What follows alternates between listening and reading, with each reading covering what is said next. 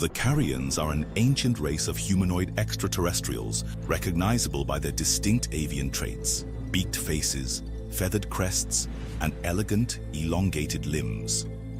While their appearance resembles that of Earth's birds, they stand upright with the grace and intellect of a highly advanced species. Known throughout the stars as the Blue Avians, they hail from the fourth planet of the Karina system, a world of breathtaking natural wildlife that exists in the fifth dimension and beyond.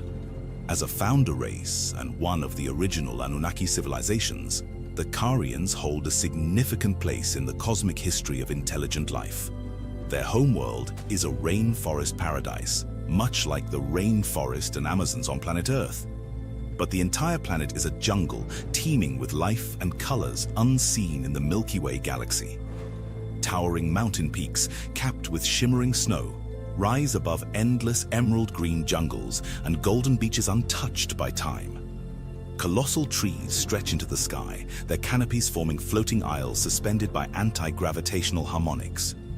Waterfalls tumble from the clouds themselves, pouring into bright teal-hued lakes and swamps below. Skyborne safaris drift across the horizon amongst low volumetric clouds that casts ever-shifting shadows over this vibrant world. A sacred haven where the Carians evolved in harmony with the elements, gliding aerodynamically through the peaks onto the lush forest treetops and lands.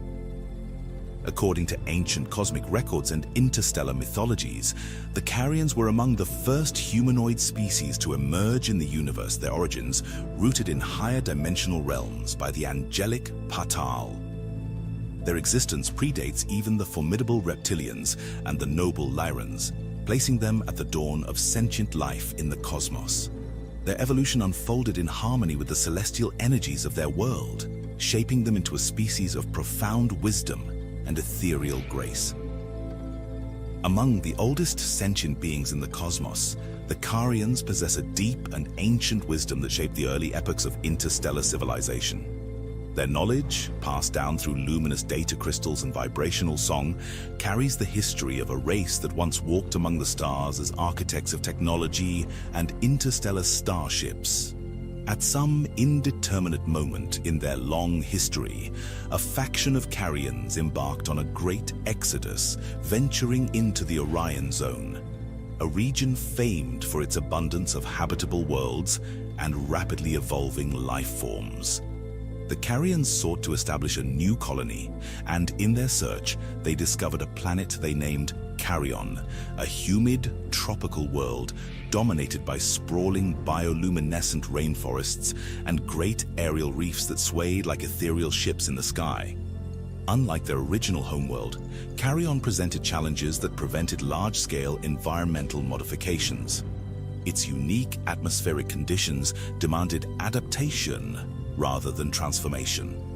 The Carians, ever attuned to the natural flow of existence, opted to harmonize with their new world rather than reshape it. They undertook a process of genetic hybridization, infusing their DNA with that of native avian species. Over millennia, this fusion resulted in the birth of a distinct new lineage, the Karu. The Karu retained the regal blue hue of their ancestors, their iridescent feathers reflecting the golden light of Carion's twin suns. Subtle divergences emerged within their species. Some Karu bore plumage patterned after the vibrant flora of the planet, while others developed dense feathers to withstand the monsoon climates of the deep jungle. Their wings, though once merely vestigial remnants of their evolution, flourished in this new environment, allowing the Karu to become adept gliders and aerial navigators. Their faces remained sharp and angular, their luminous eyes filled with the wisdom of their forebears.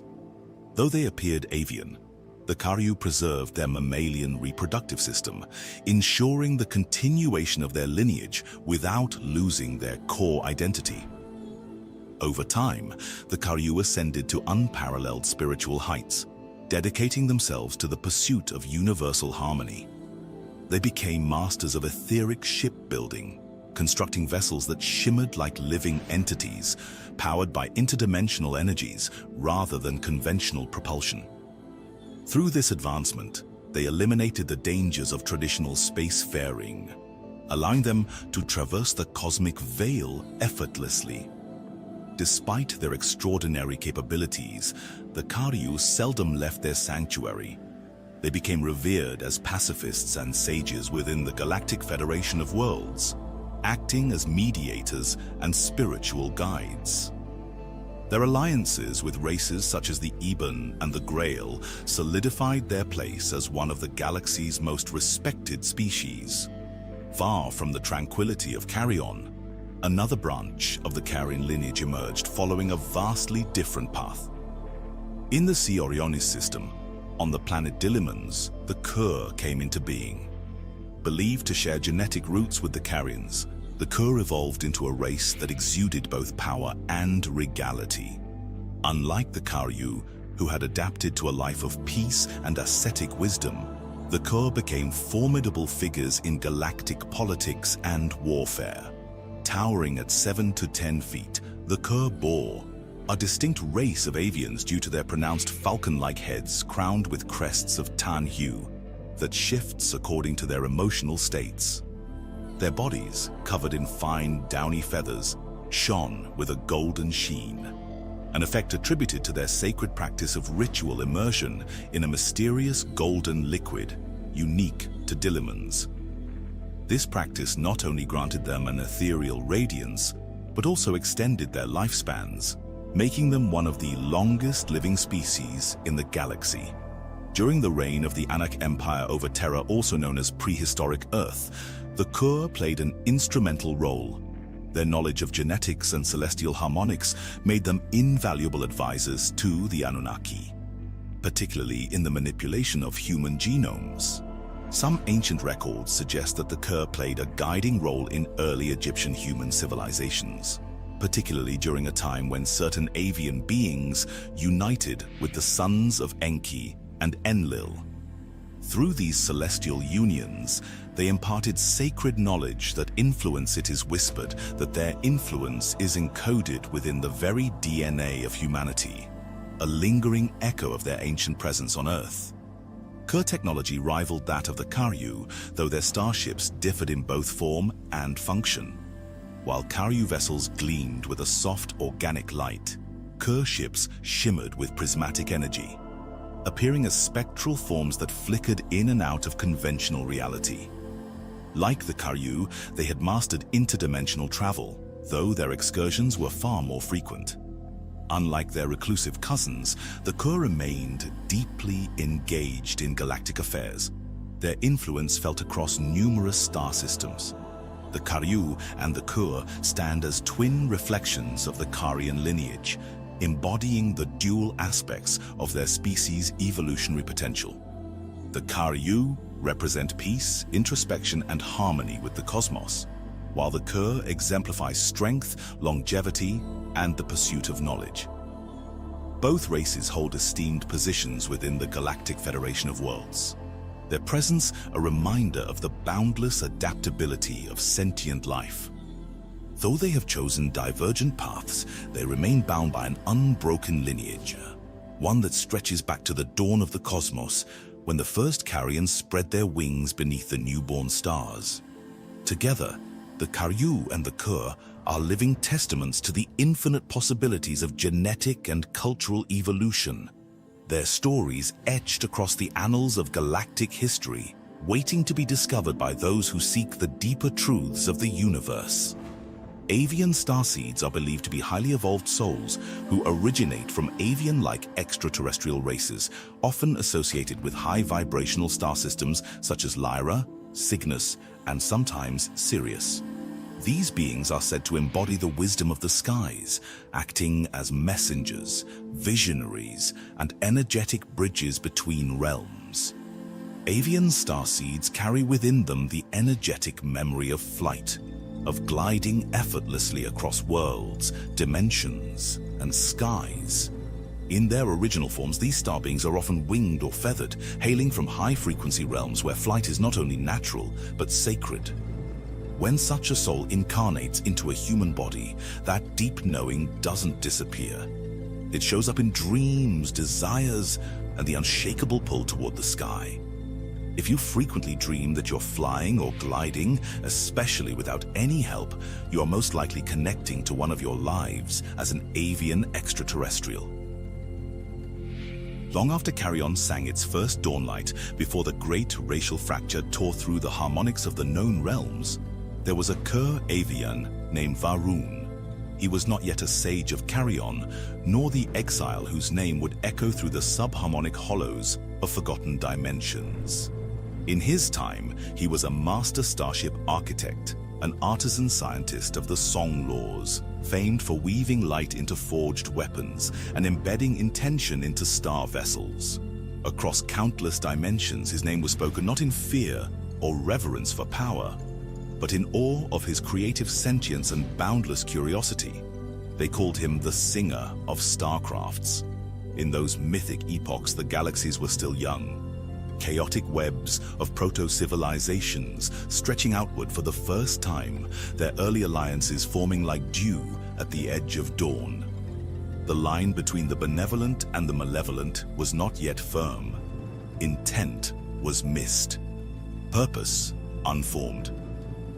It was during this time that the Lumakai, the eldest harmonic seers of Caris Luma, summoned him. A transmission had arrived, encoded in primitive vibrational math. It originated from the scorched desert worlds of Draconis, long dismissed as inhospitable and culturally incompatible with the harmonic civilizations.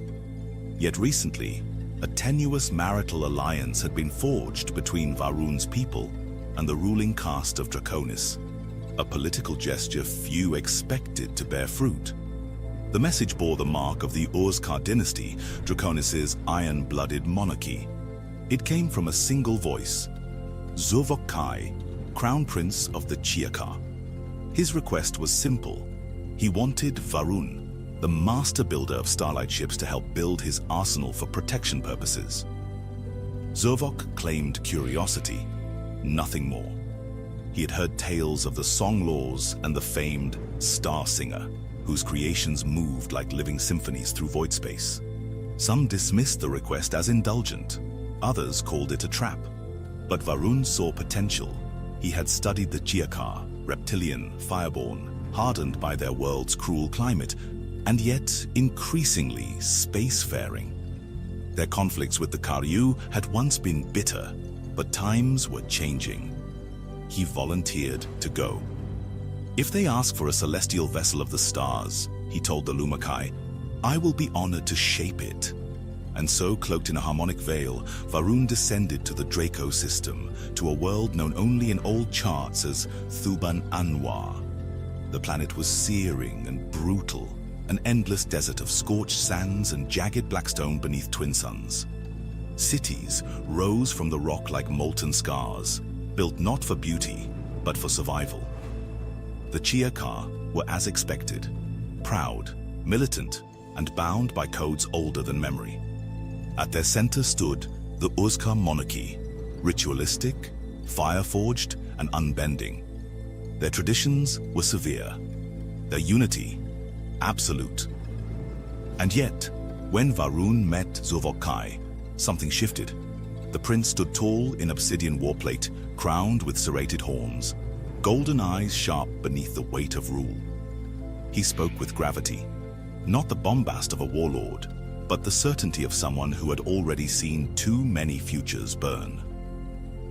You see fire and fury, Zuvok said in their first meeting. But I tell you, Star Singer, we are clay awaiting the flame. I have heard the harmonics of your star vessels across many worlds. I want you to build me a fleet, a true fleet, not just an elite arsenal, but dreams born in metal and light. In exchange, I will give you anything your heart desires. Varun regarded him in silence, then said, I require no riches, only time, tools, and access to your people and world. I will build for you, but it must be yours, built from your stone, your fire, your story. You tell me what you need, Lord Prince, and I will forge it. My hands shape what few across the spiral arms can even imagine. Zuvok's eyes narrowed. Then I ask this. Build me vessels that cannot fall.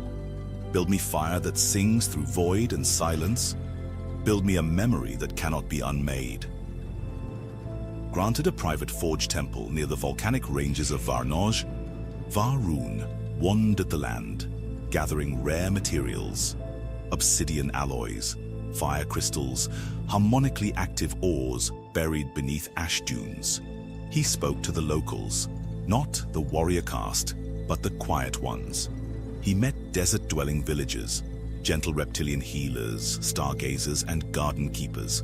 They sang soft, ancient songs to the twin suns, and some even to Zovok himself, believing him to be the living flame child of their ancestral god. Once Varun acquired all the necessary materials, the work began.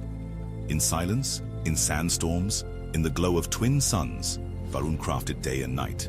He sang into alloys, harmonized crystals into cores, and wove draconian stone gravity-folding hulls from thought thread and flame. The first star vessel he birthed, he named Azerath, in the draconian tongue, Fire Breather. It shimmered like liquid dusk, tuned to only Chiakar and reptilian frequency, and roared like thunder and fire when it ascended. More came after, not mere ships, but living symphonies of war and wonder, bound to Draconis' pulse. The Chiakar watched in awe. The all-warrior lords and tribes grew silent. They saw magic in the hands of the avian foreigner. And somewhere in the scorched shadows of Zovok's mind, something else stirred too. Later came the forging of the weapons, harmonic rifles, planet-wrapping bombs, singularity torches, weapons that, Varun warned, if placed in the wrong hands, could turn enemies into glass or bend stars and space-time itself. After half a shar of time, Varun had completed the last of the promised fleets and requested leave, seeking to depart with his personal. But when he arrived at his ship, he found it reduced to ruin, sabotaged by draconian warriors under royal command. Varun was too valuable to let go. Zovok had him seized and entombed in the deepest vault of Varnoj, bound within a prison of harmonic dampeners, thought cages, and fire-sealed sigils. Not out of personal vengeance, but out of cold, calculated necessity. And so Varun became what he had never been, a slave. In the war forges below Draconis, his voice, once pure with creation, was twisted into command tones for machines of death. Day and night, he sang himself to ruin. Hull by hull, bomb by bomb, he built. Yet legend speaks that when he could, Varun sabotaged his work. He placed failures in the framework, whispered instability into circuits encoded with harmonic cipher. Even as the draconian arsenal grew, engines that devoured moons, cannons that fractured gravity wells, he sang resistance into the bones of every blade. And though his voice was bound, it was not silent. Varun was laid upon the molten platform, surrounded by the very ships he had made. His body too frail to resist, his feathers gone, his voice a rasp of ash, and his physical life force dimmed. A millennia later, during the height of the Orion Wars, among the shattered remnants of ancient Draco, a descendant of Var would return. Buried deep beneath the ruins, they would uncover the final crystal codes, blueprints of every failsafe embedded in the draconian arsenal and fleets. Alongside them, a message carved in harmonic resonance awaited. Power is not the threat, purpose is. Ask not what your hands may build, but what they are destined to destroy. Varun, the slave architect of Draconis. His story endures as both a warning and a beacon to all sentient beings. It urges us to pursue our passions, shape wonders, and reach for the stars, but never at the cost of our deepest values. Hidden within his legacy lies a critical truth, a secret reptilian weakness embedded deep within the very starships that enabled their domination of hundreds of worlds. Will humanity one day confront the reptilians head-on and uncover the ancient codes of Varun? Codes that could dismantle their vessels and break the grip of their empire once and for all? If you enjoyed this episode, Don't forget to like, share your thoughts in the comments, and subscribe to Astral Legends for more ancient myths and astral adventures. We also like to emphasize that all living beings have the power and strength of the creator of all within them. May the eternal light guide you. Why wish you become Jedi? Mostly because of my father, I guess. Father? Powerful Jedi was he. Powerful Jedi. Oh, come on. How could you know my father? You don't even know who I am. No, I don't even know what I'm doing here. We're wasting our time. I cannot teach him. The boy has no patience. You will learn patience.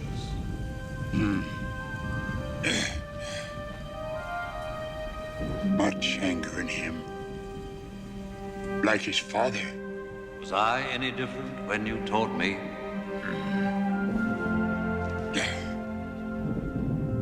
He is not ready. Yoda. I am ready. Ben, I can be a Jedi. Ben, tell him I'm ready. Ready, are you? What knows you ready? For 800 years have I trained Jedi. My own counsel will I keep on who is to be trained. A Jedi must have the deepest commitment, the most serious mind. This one, a long time have I watched. All his life as he looked away to the future, to the horizon, never his mind on where he was, what he was doing. Adventure, excitement. A Jedi craves not these things. You are reckless. So was I, if you remember. He is too old. Yes, too old to begin the training. But I've learned so much.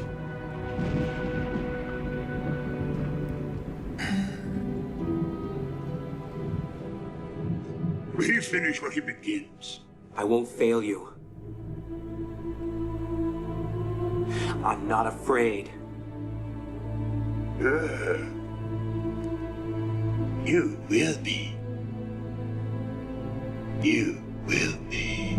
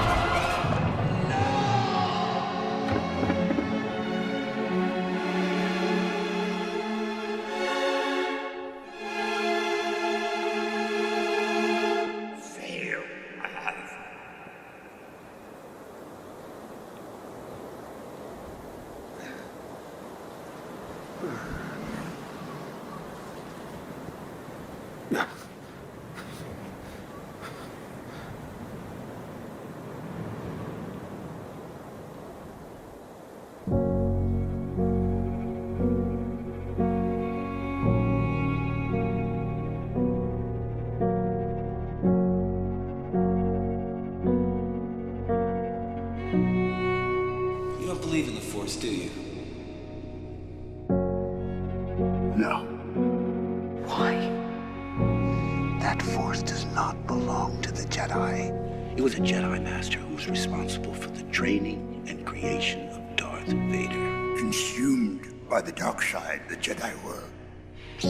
Long time fought I did. Consumed by fear likewise. Though see it I did not. And with consequence, I saw darkness.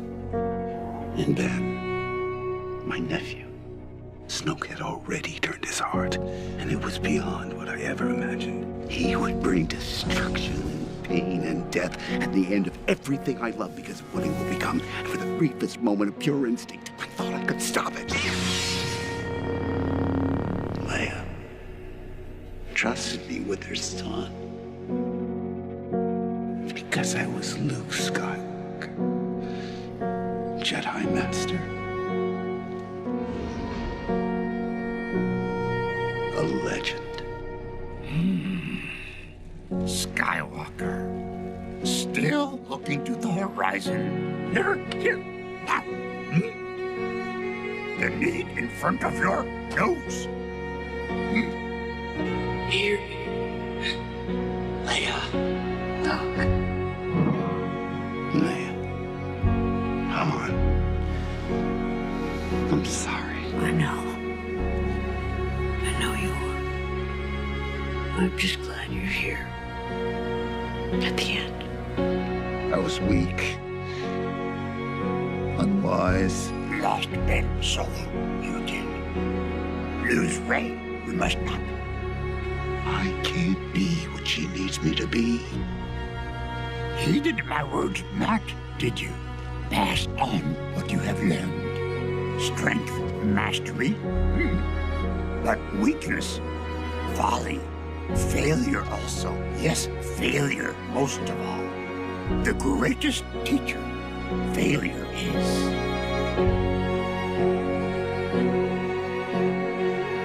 Luke, we are what they grow beyond. That is the true burden of all masters. I know my son's gone.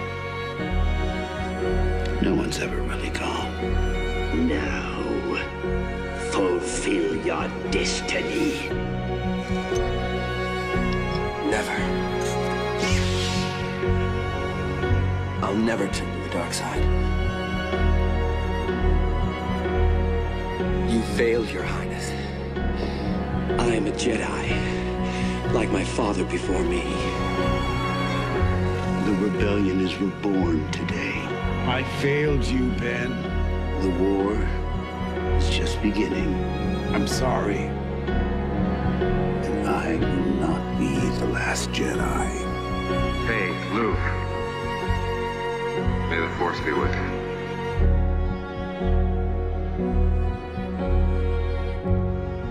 I'll not leave you here. I've got to save you. Already.